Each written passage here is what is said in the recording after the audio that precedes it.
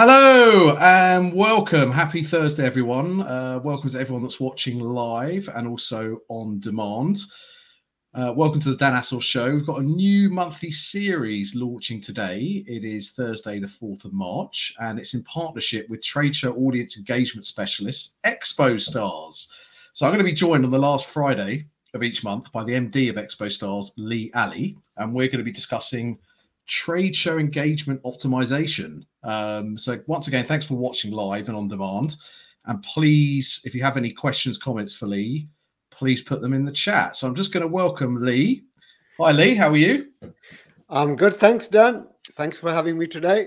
Thanks for joining. We were just saying before that we look remarkably similar in stature and appearance. So it's not, you're not seeing double. I think I'll wear a wig next time. So Lee, we're going to talk today about trade show engagement optimization and TEO, as you've labeled it. Before we get into it and the pillars of it, and specifically one we're going to speak about in this first episode, for those that aren't aware, it'd be really great if you can just introduce yourself and Expo Stars, please. Sure. I'm Lee Ali, founder and managing director of Expo Stars. I established Expo Stars back in 2007 as a result of a visit to Chicago and seeing exhibitors on the show floor not engaging with the attendees. So I came back to the UK, did some research, and I founded Expo Stars to help exhibitors to generate more business from trade shows, hire the best booth staff for their stand, and basically get results from exhibitions that they wouldn't normally get. So we've been doing that for the past 14 years.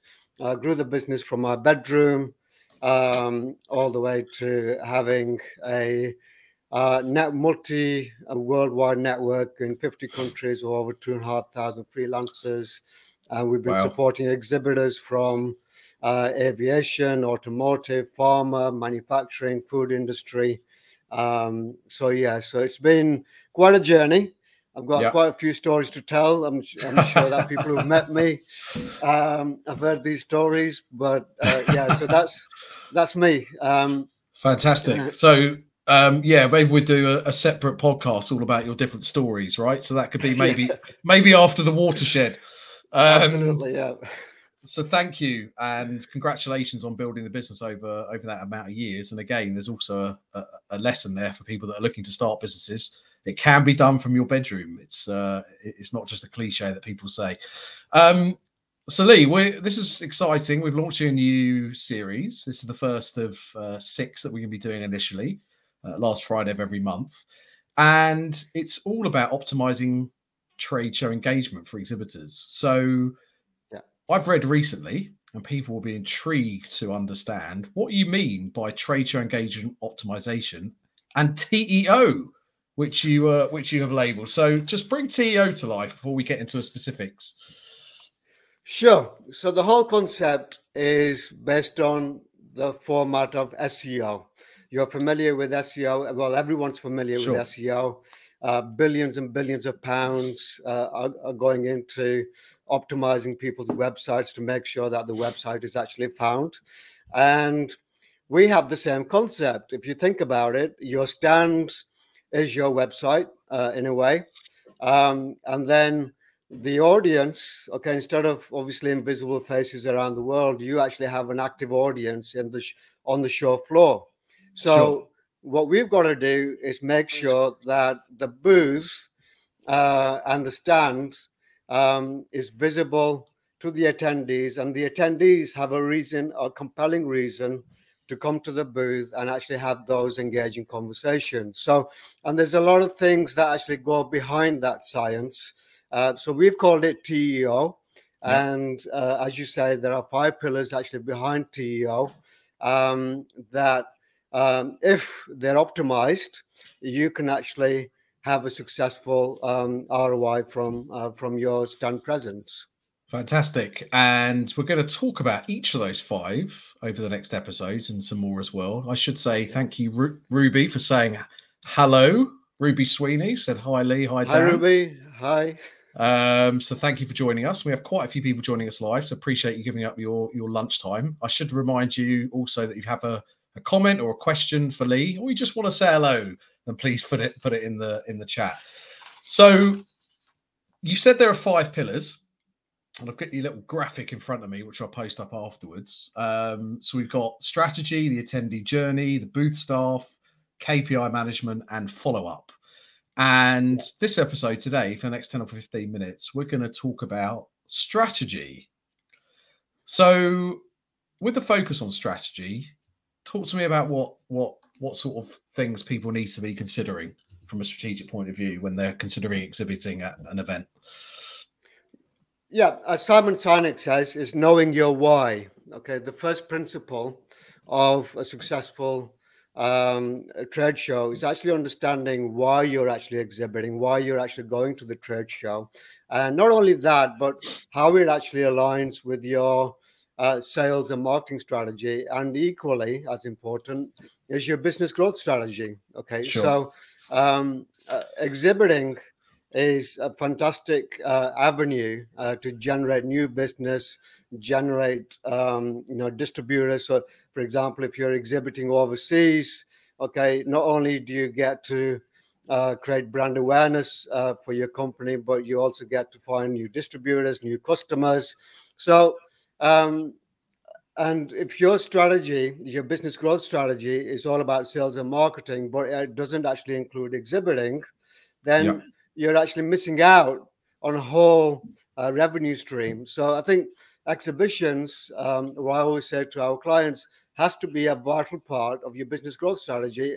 And the conversations about going to an exhibition should not happen impulsively. They should actually be part of your conversation when you are doing your business growth strategy at the end of the year, or the start of the year. So I think that is very, very important, is actually to understand why you want to exhibit and how does it actually align with your sales and marketing strategy. Because it could be quite obvious, right? We think it might be quite obvious. And to start off with, why am I exhibiting? Well, because I want to put my brand in front of the people that you said are going to be there. Okay. Yeah. But as you said, it can't be seen in isolation. It can't be, I guess, decisions shouldn't be taken in isolation, right? It has to be part of what else you're doing from a communication point of view, whether that's sort of above the line at trade shows or below the line with, I don't know, sort of, direct mail or any other communication strategy that you've got or method that you've got. Yeah. So when you speak to exhibitors and they've signed up to an event, because I guess, correct if I'm wrong, that's when you speak to them specifically, right? And all the show organizers, they've already made the decision to sign up. Yeah. So I guess talk to me about the process. So you have a conversation with them and you sort of try and extract the information as to what they're trying to achieve. Yeah, absolutely. The first thing, of course, is to understand what their objectives are and to understand why they're actually exhibiting. The whole idea is to get an idea of their target audience, who they're looking to approach, what their core objectives are. Is it brand awareness? Is it pure lead generation and collecting those business cards? Is it to launch a new product? So it's try to understand what is going on, why they've decided to exhibit, and then we can look at, the kind of approach that we want to take in terms of supporting them. Sure. And I guess as well, you speak to people that exhibit maybe at the same show every year, right? And actually, the question is still sound, though, isn't it? It's still valid because for a number of reasons. A, the person that booked it and the team that are attending might have changed. The type and style of the event might have changed and developed, because they all do, to obviously keep relevant. The position, the size of the stand might have changed year on year. Their company objectives, what they want to achieve. So I guess we shouldn't assume that just because they've gone to the show many years or even the year before, I guess you treat them as a new, from this is a new experience. Absolutely. Every show is individual. Every experience is individual, because you have different kinds of attendees. You have a different set of, conference strands. So every year it is actually different. And where we sometimes struggle with, I'm saying this, I think it's the point across the whole industry, is that a lot of exhibitors get set in their ways, okay, Sure. and they don't change because they take the same approach year in, year out. And then it's always the same complaints. We didn't get anything this year. Yeah, So, yeah. and it's obviously, and times change as well. And, Sure. you know, there are lots and lots of different things going on around the world that will actually impact the trade show. For example, we were just talking, Dan, about the Cloud Expo. Yeah. Just happened this week, and we had a taxi strike on the a tube strike. Yeah. And that affected the attendance of the Cloud Expo. Now, if you didn't have the right strategy on day one, and you just came up, you know, you built the stand and just waited for people to come, and then the second day you thought, right, we're going to really get into action the second day, then all of a sudden there's a tube strike and you've lost 50% of the attendees, then obviously that has a massive impact on the bottom line in terms of your return on investment. Yeah, that's an interesting point. Planning for eventualities, obviously hard to plan for every outcome, but you need to obviously have that in place. I saw a recent post actually that you put up on your social media account when you stated some of the things that exhibitors say to you when you ask them why they decide to exhibit.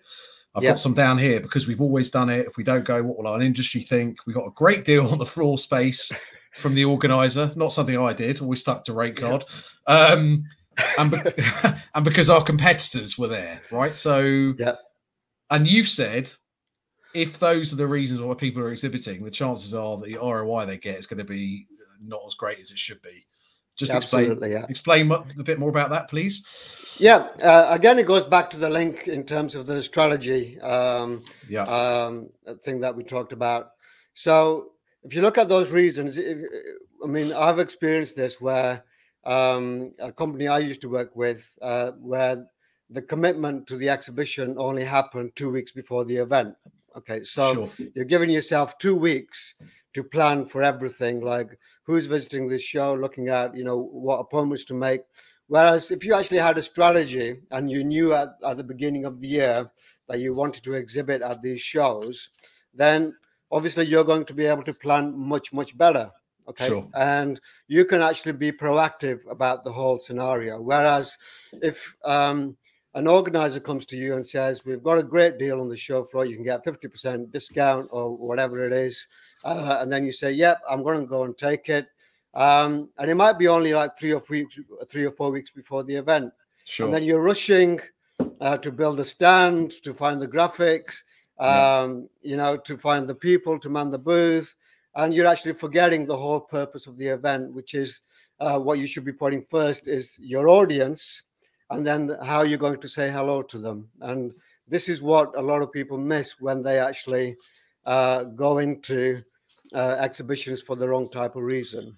Yeah, and then as you say, typically if it doesn't work, it's interesting. What doesn't work mean? You know, again, if you haven't done the strategy and you haven't worked out in advance what the benchmark of success is, you know, I've been on that side as an organizer. People might say, "Oh, it didn't work." Well, you know, we established that you wanted X, Y, and Z, and actually you got X, Y, and Z. And so it's really important at the beginning. And I guess you'd start that. This is say the same for business, for anything. Yeah, absolutely. You know, understanding why you're doing it. You know, some smart objectives. And then making sure that you try and deliver on that. Virginia has just put a comment. Thank you. The purpose of their whys should be stronger than that, which is in reference to the whys that I read out before. So so thank you for that, Virginia. You spoke about aligning their strategy with business growth, and beforehand we also spoke in the lead up to this about the culture of the business. And I know you've also written about company culture and how the trade show booth experience should reflect that. So just bring that to life a bit, please. That's quite an interesting point. It is, because when you have a stand at a trade show, you have your people, you have your brand, and the exhibition is your touch point to your target audience. And what you're doing is showcasing your company, your people, and that encompasses your company culture as well. Okay, it actually showcases. So if you have lazy staff, okay, who are just chit-chatting to each other, they don't want to be there, the body language is all wrong, that demonstrates your company culture, because Sure. that is saying to the audience, this company can't be bothered, they just turned up. Yeah. Whereas if you have an organization and you have a journey, a proactive journey on the booth where everything is running like clockwork and people are motivated, they have lots of energy. And what's the difference, okay, between these two types of people? Sure. It's just the company culture, because if you have a strategy and everything is running like clockwork, you're engaging people, the energy is there, there's a large crowd. What it says to me about the company culture is this company knows what they're doing. Yeah. Whereas if I'm going to a booth and I'm waiting for 20 to 30 seconds, waiting to talk to someone, and they can't be bothered to stop chatting to, one of their colleagues, that says I'm not important enough as an attendee.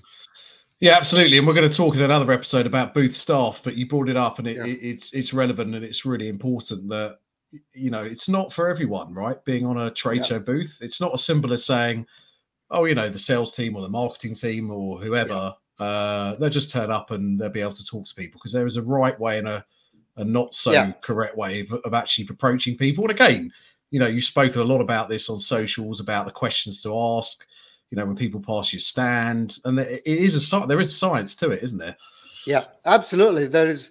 I mean, we recently did a podcast, and I talked to a neuroscientist all about what the effects are on attendees in terms of, looking at body language, looking at how you place your statements about your company, whether it's in a question form or whether it's in a present form. So everything makes a huge difference, Sure. It's just like, and the smallest things, I've found actually make the biggest difference. Okay. Even how you actually smile and you lock eye contact when people have, 15 meters away, even that can actually make a huge difference. So, sure. And we're going to come and talk about that in episode 3 in more detail. You talk about, coming back to strategy for a second, asking why is this the right show to exhibit? So again, that might seem obvious because, let's take an event about tech and you're in tech. Yeah. And it's well, that's, that makes sense. Just talk about the sort of questions that people should be asking themselves before they determine whether it's the right show. The key thing is your target audience. Is to look at how many of your ideal customers or prospective customers are going to be at the show, and actually have a definition, okay, by job title, by the industry, and actually look at how many of those people out of the whole audience that makes up, the 4,000, 5,000 or 50,000 people that are actually attending the show, how many of those are actually ideal for you? And if the percentages are very low, so out of 5,000 attendees, you have maybe only 200 people that are relevant to you, and then look at your positioning of the whole. So how are you going to get access to those 200 people? And if it is going to prove a challenge because your stand that you've been offered is in the wrong place, and those kind of people are not going to be in there, then obviously it doesn't make sense to spend all that money just to access 200 people. Okay. Sure. Having said that, if you can target them in a specific way beforehand and make sure that you're actually having conversations with them on those 2 days, as we know, with some of these high margin products, if you can get just one customer, then it's definitely a worthwhile return on investment. Just had a comment here, no name. I'm assuming the name isn't LinkedIn user, but a poor booth experience because of unmotivated staffers not just reflects on the company culture, it hurts the exhibitors brand. So absolutely. So in terms of the top 3 objectives, and again, I know we've touched upon some of them and you've stated some of them in other posts that I've seen. What would you say are the top 3 objectives of exhibiting at a trade show that people should consider?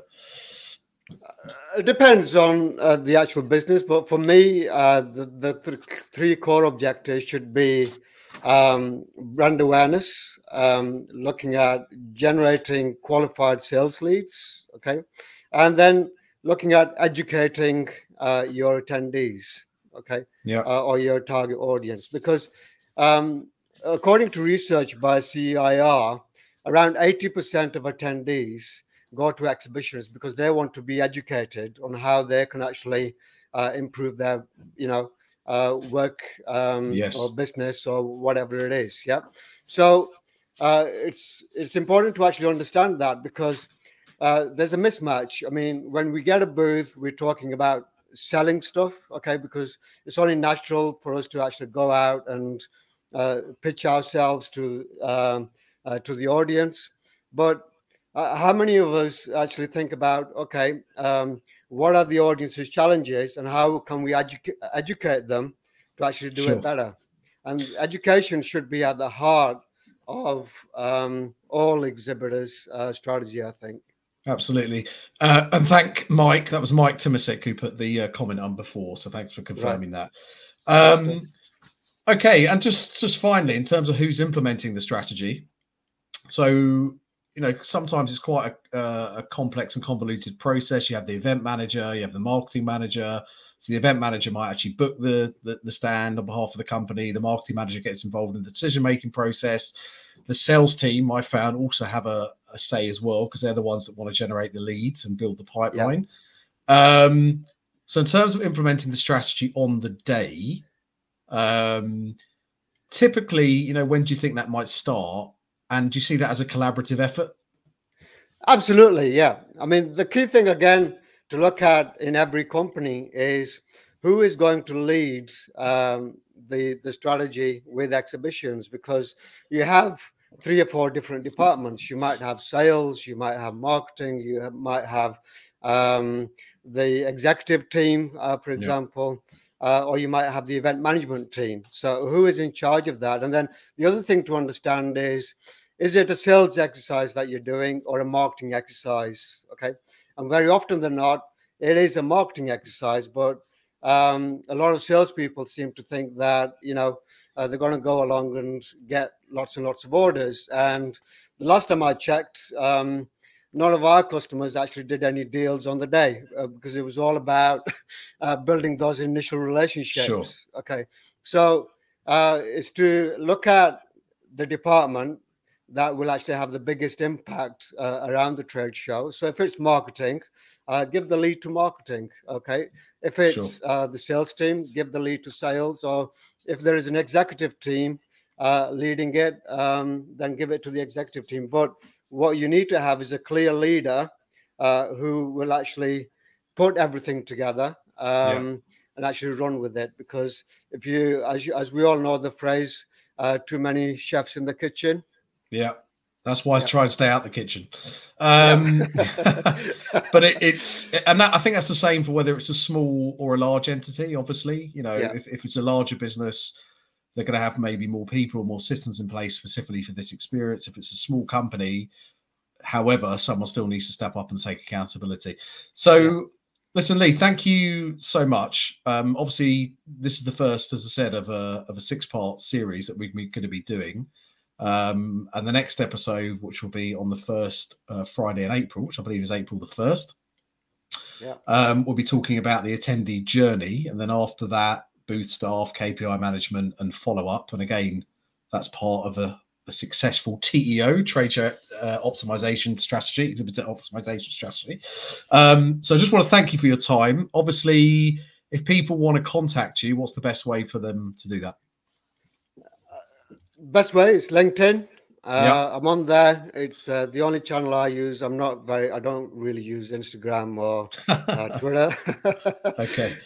So LinkedIn is a place to find me, where obviously I post quite regularly on lots of tips around exhibiting and engagement and booth staffing and everything else.